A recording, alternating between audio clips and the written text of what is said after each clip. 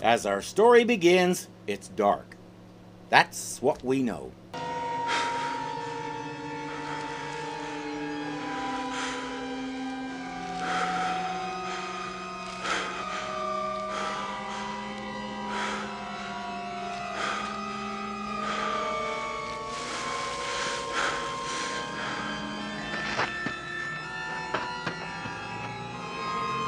Prestonville residents were shocked today by the brutal murder of a young woman on the State University campus early this morning. We caught a faint glimpse of a guy in a balaclava. It's not hard to guess that he did that. Police declined to elaborate on the details of the crime, but reliable sources confirm that the murder follows the same grisly pattern of 4 previous homicides committed over the past 5 months. In those tragic cases, the victims, all blondes, were strangled and a bizarre death mask was left covering the victim's face.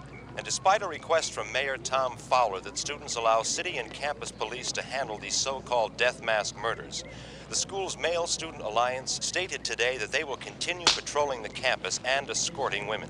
Those guys we're watching are that Male Campus Alliance.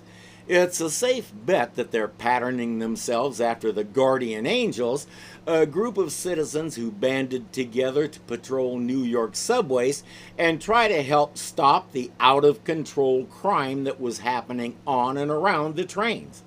They had their own uniforms and logo, and the city took them seriously. Formed by activist and recent mayoral candidate Curtis Sliwa, I hope I said that right, they've been doing their thing since 1979, the year before this episode appeared.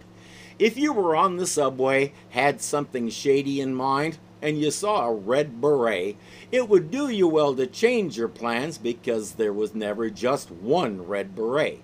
You knew there were more nearby, just out of view.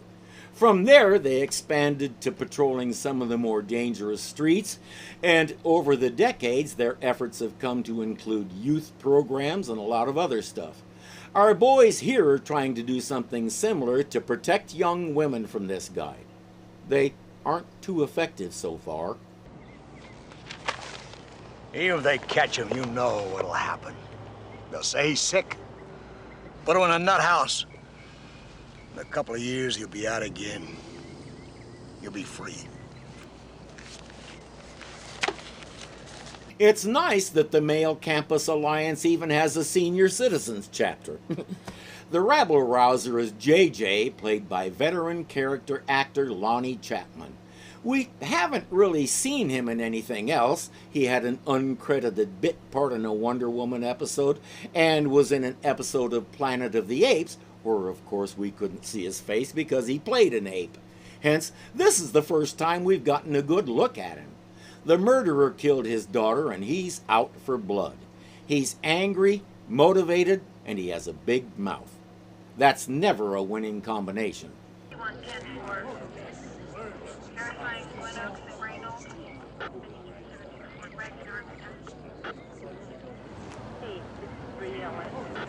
tell you, Frank, being mayor, it's a big responsibility. I'm real glad that you're here. You know, you've got experience with this psycho kind of thing. No, this isn't Chicago. In Prestonville, I'm just another underpaid cop. Two old friends are joining us today. Frank Marth is practically a fixture on the channel, and Gerald McCraney is welcome anytime he wants to visit. He's Frank Rhodes, recently come to town at Mayor Fowler's request. There's no love lost between them, but we won't get to learn the whole story about that.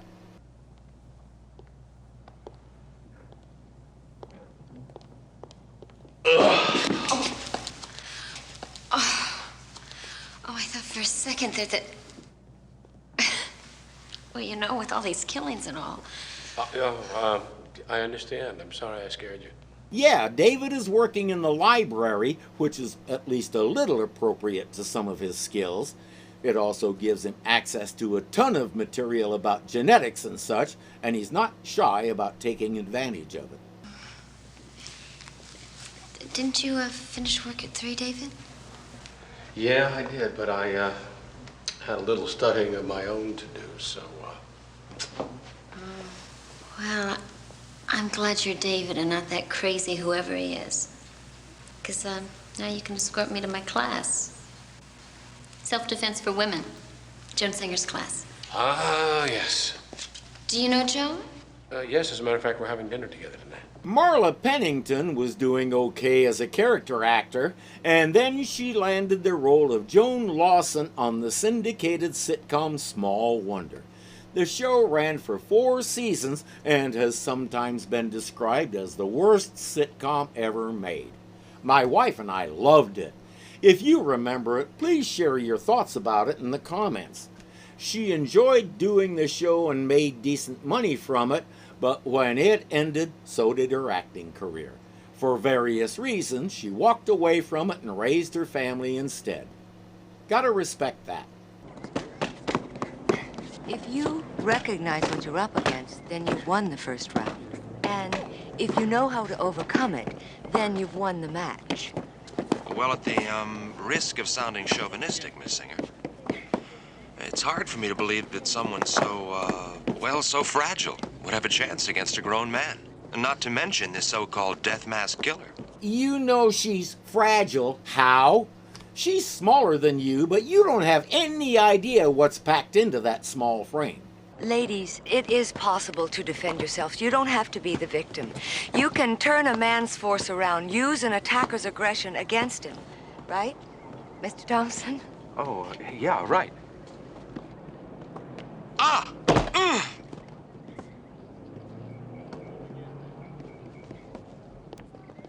There, she answered your question. Say thank you to the lady. At least she made sure you stayed on the mat. She didn't have to do that. Well, folks, you've seen it live. You disapprove? Well, I could never be as sure of myself as you seem to be. I don't know, this offensive resistance idea of yours could potentially be dangerous. You mean more dangerous than assault or murder? The kind of self-defense she's teaching them is good, but there's one thing I don't hear her talking about. Best we know, this guy grabs his victims from behind. The strongest punch in the world isn't going to help in that situation. You know what's a really easy way to make him let go? Stomp on his foot multiple times if necessary. If you have good leg strength, kick back and make his knee bend the wrong way. And while you're at it, don't stop screaming for help. Joan, what do you say you and I call a truce? I've been in Prestonville for 6 months and all we've done is battle. Come with me, we'll have a drink, we'll sit down, we'll talk some more. Maybe we could understand each other better. Frank, I'm sorry. I can't. Not tonight. The wrinkle thickens, or however that goes. Looks like Frank has the hots for Joan and doesn't like David interfering. Hi, Frank Rhodes. Hi, David Brent. Well, listen. You two have a good time. Watch yourself in the clinches. Perhaps tomorrow, Frank. I've got to get back to class. Bye. Bye.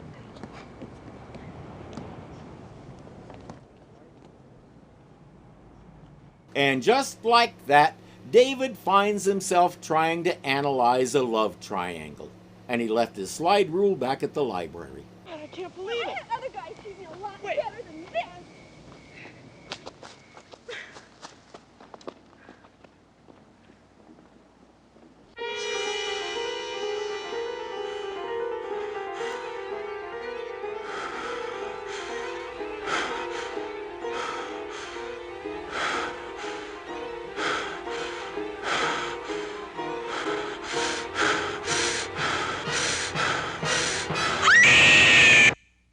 I didn't do that freeze frame, the episode did.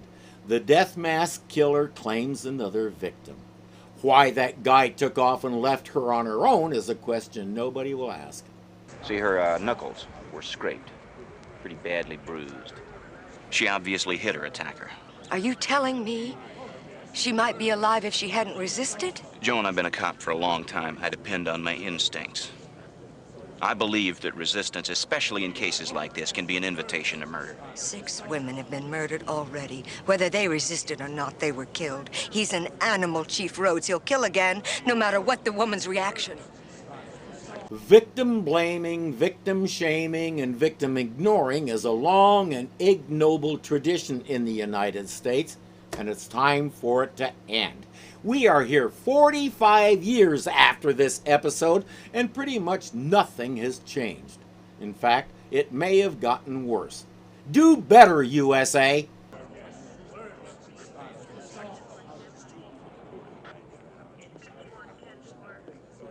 Forget it, Frank. He's smarter and better looking than you and is a lot more compassionate. You want to get a girl like Joan? Watch David and learn. If she hadn't been taking my class, maybe she wouldn't have cut through here on her way to the door. Joan.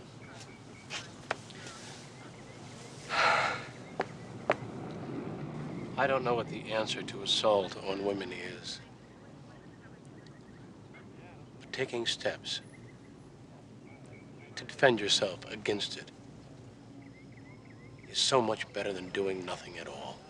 Those first victims most likely did nothing, and it made no difference, just like she told Frank.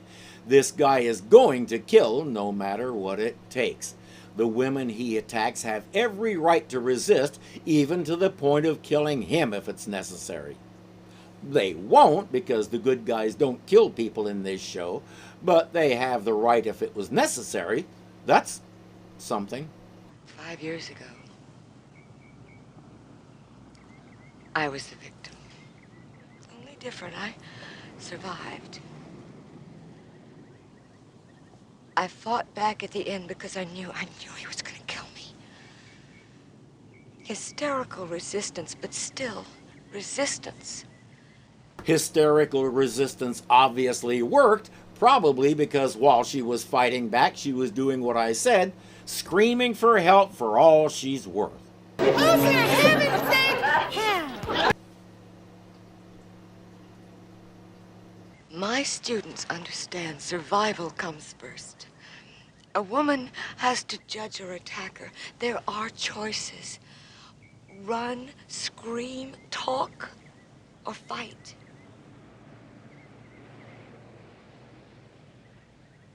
Maggie Long knew that. She wouldn't have fought back so hard if she hadn't realized dying was her only alternative. Too bad she ended up doing both.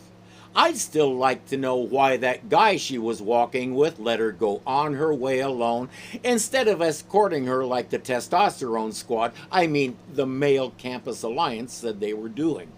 Speaking of whom, they've decided that since David is the new guy in town, he's probably the killer.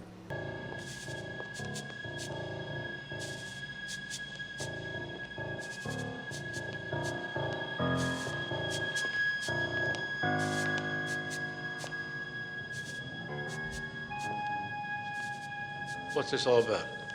Just want to talk to you. Get some answers. It's my job, gentlemen. And he doesn't need 5 guys to get it done. I'm starting to think the testosterone squad really is a better name for them. Let's take a little walk, Mr. Brent.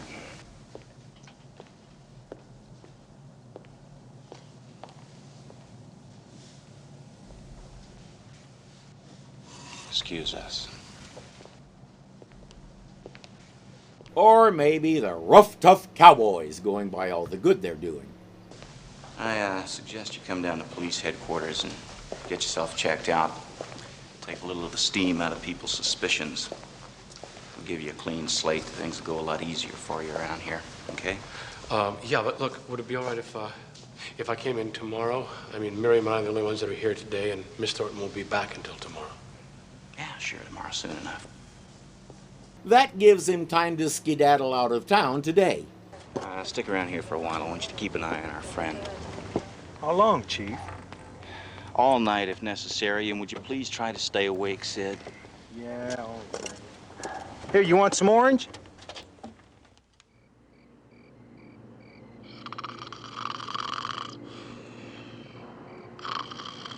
With Frank breathing down his neck like that, he can't stay here.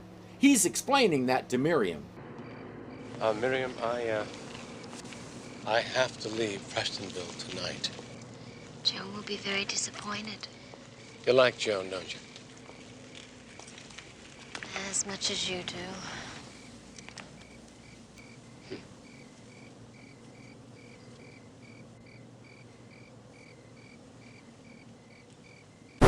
Hold on. She really likes Joan, and Joan really likes David, so she...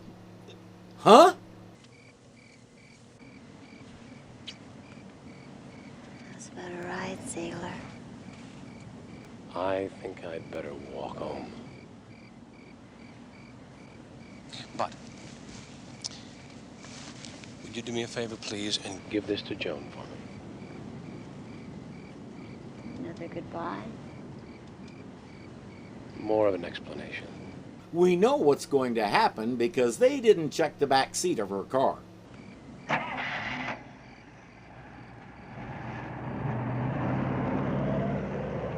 That angle is a total giveaway. Anytime you see someone in a car from that point of view, they're going to get grabbed. We can pretty well take that to the bank no matter what show it is.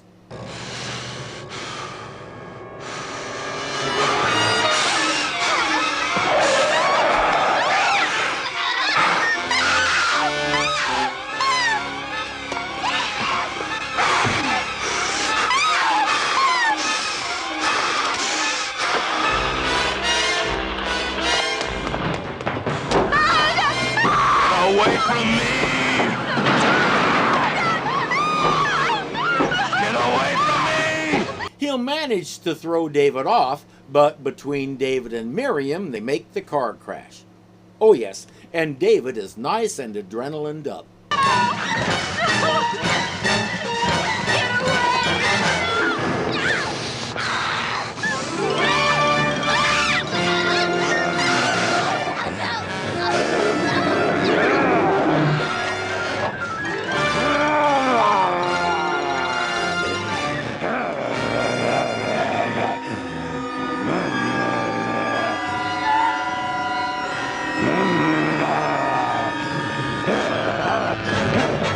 Adrenaline is green, by the way. Most people don't know that. Oddly enough, the noise woke Sid, and he's hurrying to the rescue. No! Miss? Who was it, miss? Do you know? Oh, David. David, no. David. Oh. She said his name was David. David. That's not what she said, but they can't get any more out of her. I'm reminded of Helen Kimball's 911 call in the Fugitive movie.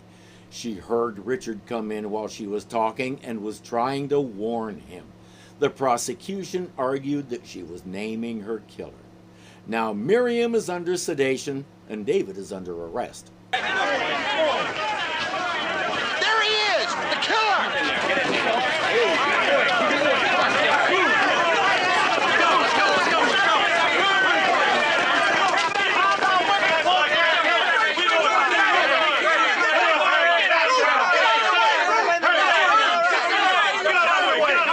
Frank couldn't find a more subtle way to bring him in, like in a car at the back door. I can't keep him here. We don't have enough security. Frank, I know these people. Sure, they're mad, but they've got a reason to be mad. The condition that poor girl is in. But these people are not criminals. They're law-abiding folks. Yeah, well, I am going to move my prisoner to state police headquarters just in case those law-abiding folks decide to become a lynch mob. Have you seen the people out there? If Fowler was in a Danganronpa game, he'd probably be the ultimate politician. Image is everything, especially his image. Your probationary contract still has 6 months to go. Now, look, why don't you let me tear it up right now?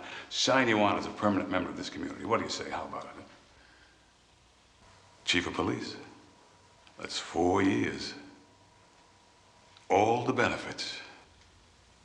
Tell me something, Mayor Fallon. What do you get out of this, huh?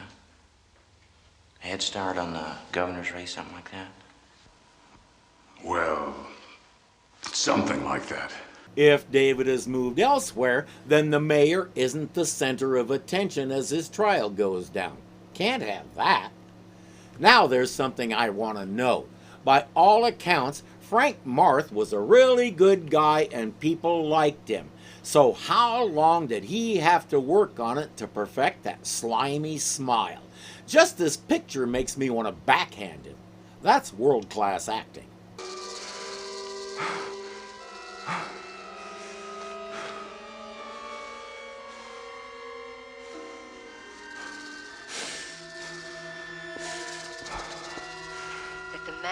Arrested by the police department is not the Deathmask killer.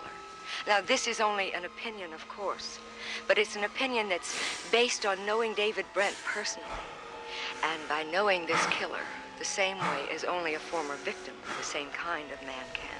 He's obsessing on Joan, which pretty well tells us who our killer is. You there, me here.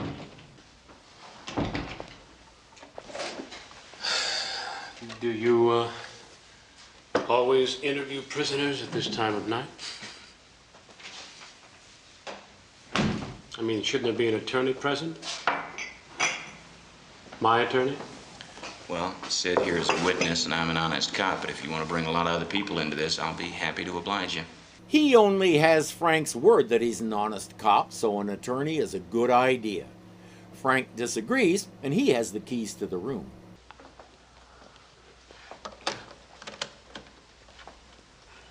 Interrogation of suspect David Brent, 7 April 1980. Present are Chief Frank Rhodes and Officer Sid Fox. It is 1:12 a.m. Is David Brent your real name? Suspect is nodded, indicating an affirmative answer to question. Frank doesn't believe him. Why? Your Montana driver's license, expiration date 1980, number 46 Alpha 822 is registered to a David Bowman. Okay, maybe that's why. He has a social security card in yet a different name. Frank wants to know why. David wants to go back to sleep, so he's saying nothing. Once again, from the top. I've told you everything I know. Once again. Miriam Charles can tell you... Miriam Charles is still under sedation, you...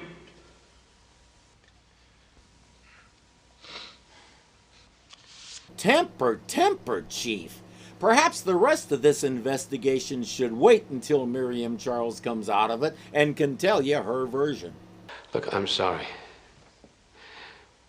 But who I am is not important to the problem you want to solve. What I know is important, and I have told you everything that I know. You're one of the reasons I could never be a really good cop. You know, hard nose. That's because I can relate to you, you know? I can relate to everybody. He starts talking about how he's overly empathetic. He can feel what's going on inside people. Good, bad, indifferent, he feels all of it. Mushy, huh?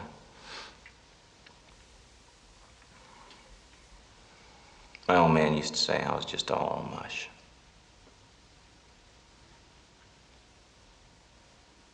My old man.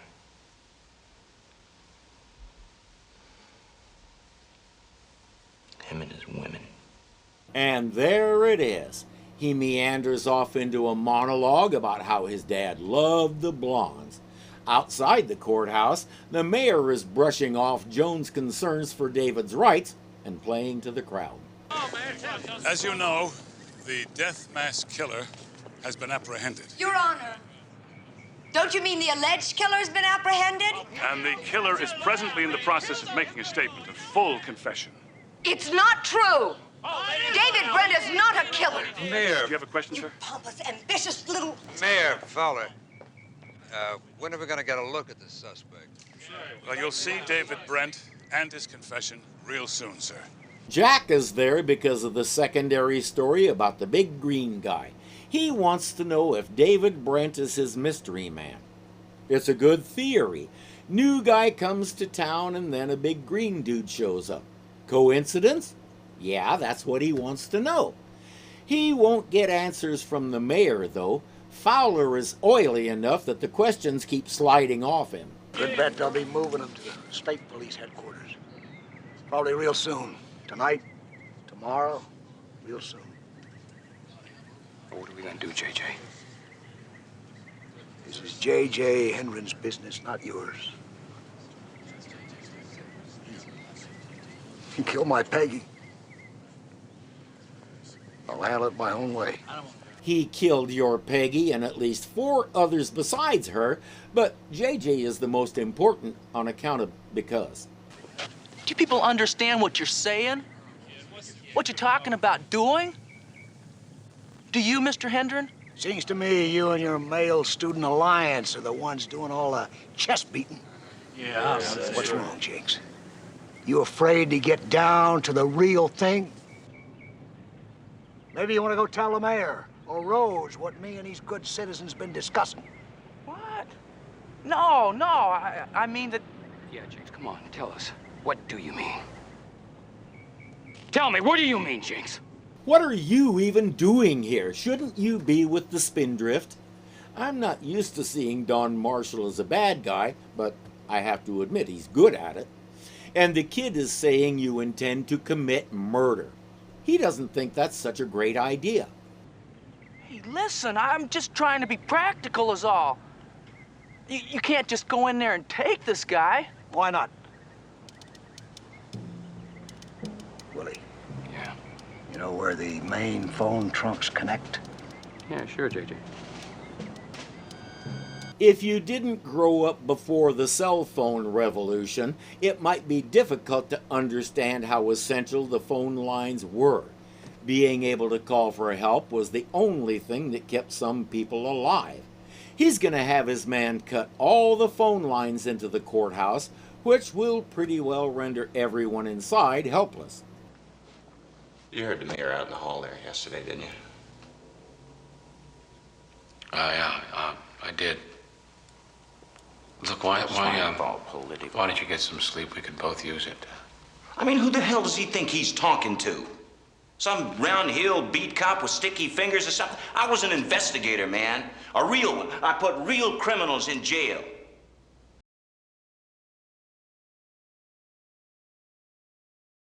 In case we missed it, this interrogation stopped being about David a long time ago. And when it's women, cheap, blonde. That's all the reason he needs. See, that's what he thinks. My old man loved the blonde ones.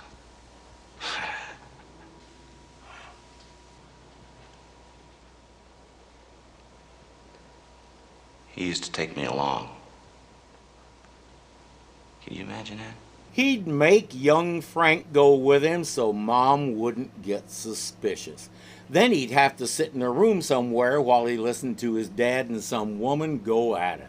I'm pretty sure that would unhinge anybody, but he doesn't seem to be trying to get hinged again. Always some cheap blonde.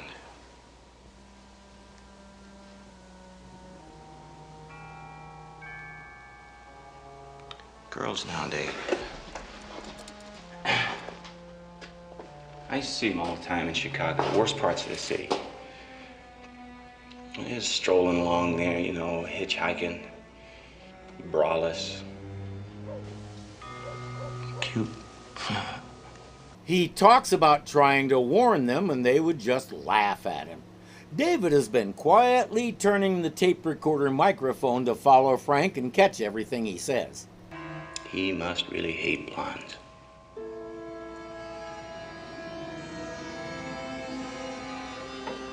Got something to do with blondes.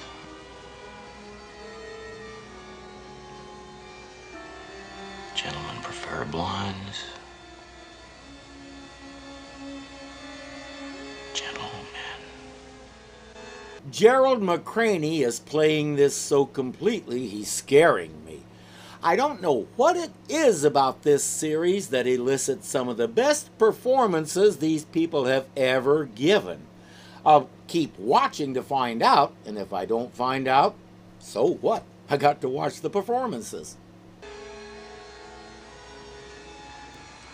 But he's not gentle. No.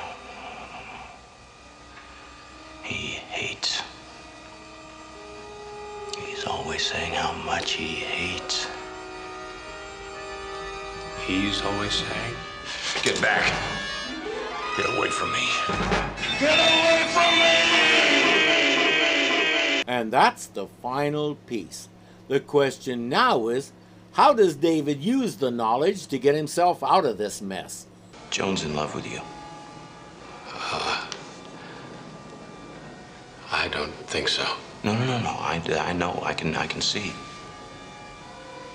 She defends you. She knows you're not the killer. But you say I am.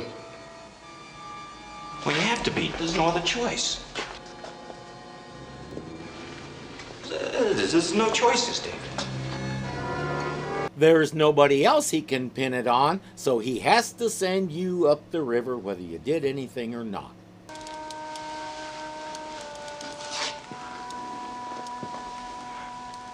I saw him last night the way he really is. Rhodes is weak. He always has been. Rhodes had let you go, see, because he doesn't understand about survival, but I do. It's an easy scenario to sort out. Trauma from his dad created another personality to protect Frank, but like so many such personalities, he's got everything skewed so that he's blaming the women, not his dad. What does that mean for David? Yeah, David would like to know too. You don't know what it's like, do you? You don't know what it's like when you have to keep something locked up inside you, something dangerous.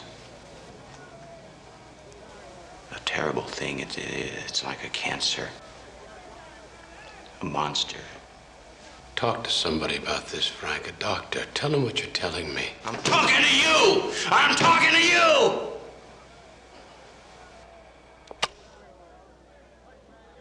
He suddenly realizes that whatever he was saying is on that tape.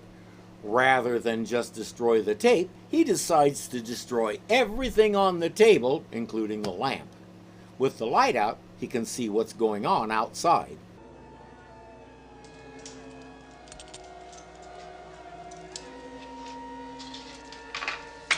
There's no choice, David. There's no choice at all. Right. Not me or you. It's just, there's no choices at all. There's just no choices.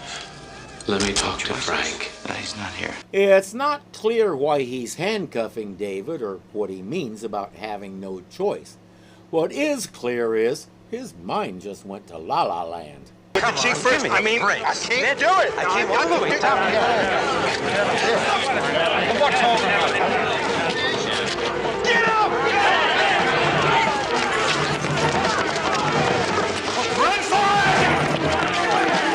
What did they do? Sid is harmless and Jack's just a pest.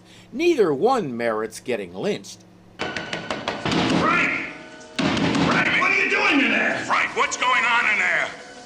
Listen to me, there's a mob out there! They've cut the phone lines! Told you, they're trapped inside and can't get word out to call for help. Mask. That's it. They're all wearing masks. Rhodes, listen to me. Just listen to me. No, I can't. I can't do that. He won't let me. I've got to survive. I have to listen to him. No, you don't, Rhodes. Try and get some help. See if you can't get some help. You need... Frank, what are you doing in there? I have to see Joan. That girl wouldn't have fought back if it weren't for Joan. No, that's not true. And he wouldn't have had to kill her. No, it's her fault. No, it's not. The eternal cry of the insecure, tiny wiener male, she was asking for it.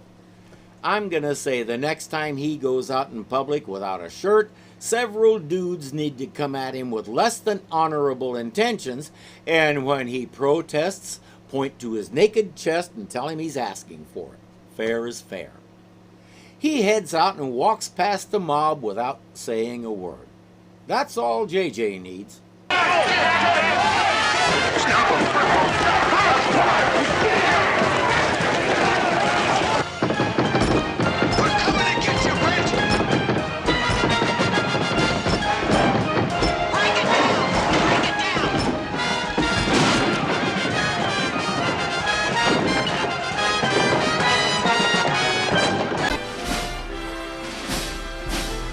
That's the trouble with a mob like this one. Everybody barrels in at once, and suddenly they're packed like anchovies and nobody can actually do anything.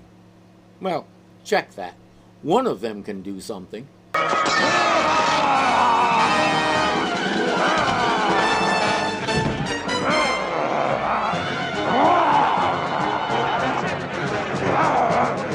But it's not exactly what the mob had in mind. He doesn't care about these turnip heads. He knows Joan is in danger. That means go out the window after Rhodes. My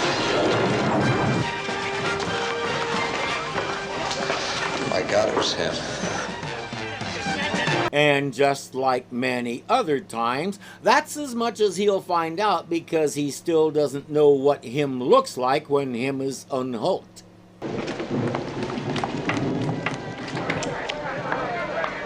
Better check it out, Ruth. I'm gonna go home to change. I'll see you in about an hour at Chief Rhodes' office.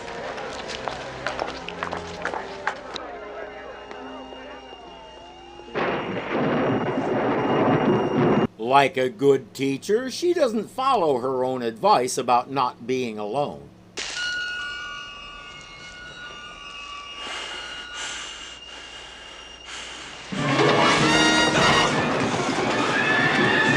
Another bit of her own advice that she should have followed. Forget the keys and pay attention to the noise.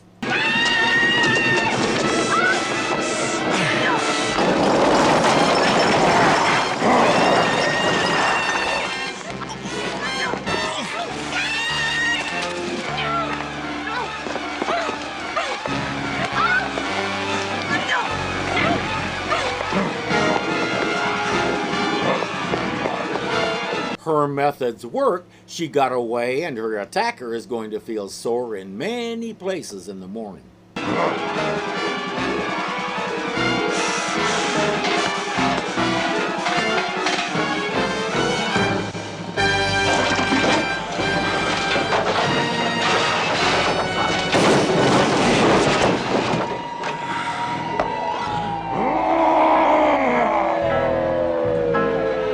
They always go up, and I will never understand why. Where did he think he was going to go from there? He's down for the count, and Joan removes his mask to reveal Frank Rhodes. The sirens are enough to chase the Hulk away. His job here is finished anyway. He stopped the villain and saved the damsel. Not a bad night's work. Rhodes deserves to die. Rhodes could never survive.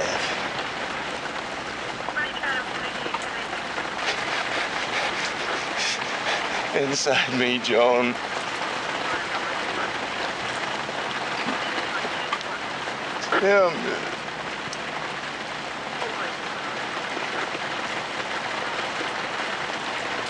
Him. Remember what JJ said? They'll say he's sick and send him to a hospital instead of a prison. Yeah, that's because he is and he needs to be. I wouldn't be surprised if Joan testified on his behalf now that she knows the story. There's two guys in that head. One is the police chief. The other isn't. And if Gerald McCraney didn't at least get an Emmy nomination, I'd like to know why. Has anyone heard what happened to David? After the way this town treated him, I didn't blame him for not coming back that night. Or ever.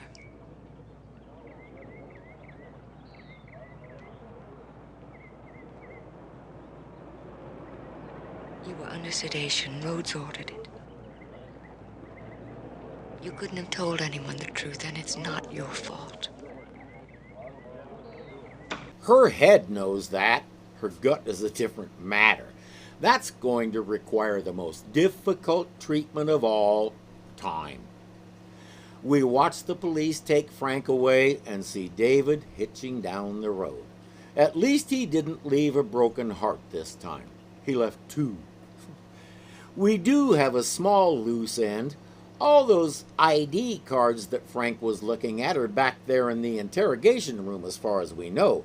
I guess nobody in town cares. May I say, I understand JJ. I don't know how crazy I would get if someone did that to my child. But here's the thing. If they had gotten to David and done something to him, the killings wouldn't have stopped.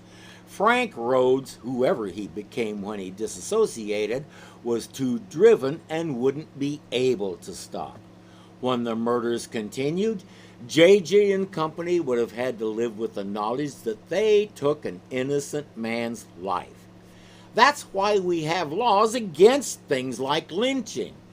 The system doesn't work perfectly, and in recent months it seems like the idea of justice has gone out the door completely.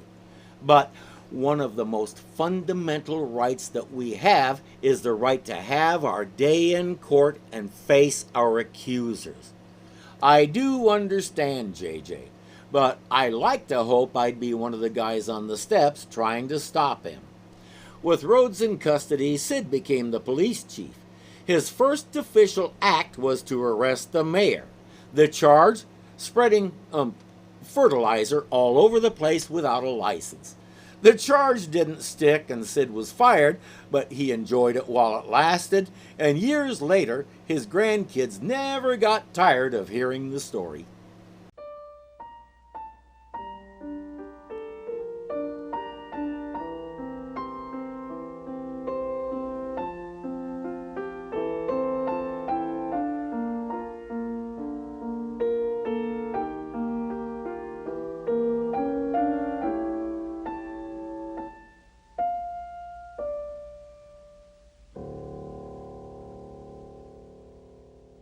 Best performances these people have ever gotten. What the heck did I just say?